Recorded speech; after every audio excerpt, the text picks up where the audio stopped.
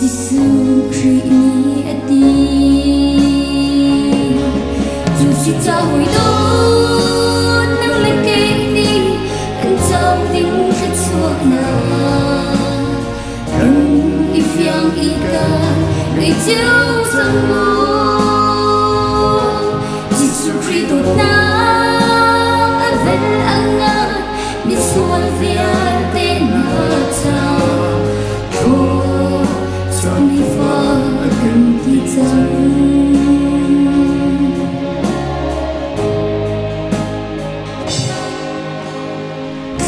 chúa dâu nạc tính ra chung bôi bó phía mi chư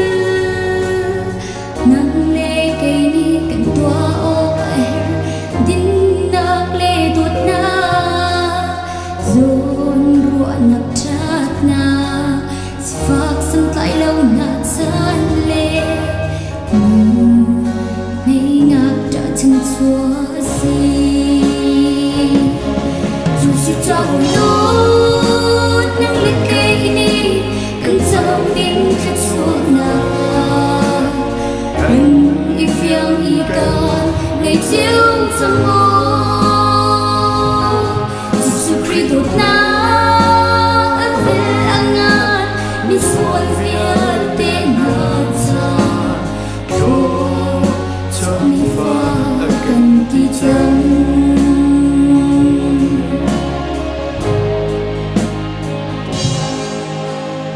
chúa dâu nạc tính ra chung bôi bó huất mi chư nang lê cây ni cần chuyên lô asi bố lạc ruộng cây na li chim ngang mi lê thật lâu đã qua khang tu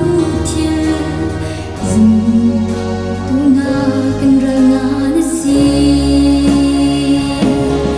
chú chỉ cho hồi lút nâng lên cây ni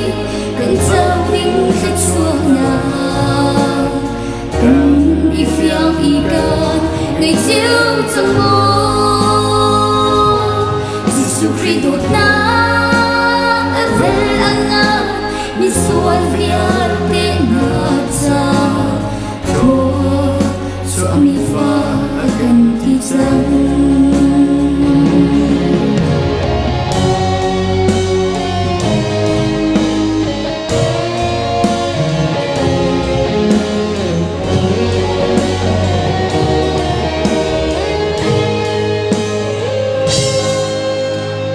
mi tha lâu na khó khăn nặng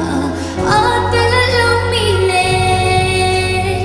mi xua làm dông dù lao y ba chian anh ni so mi na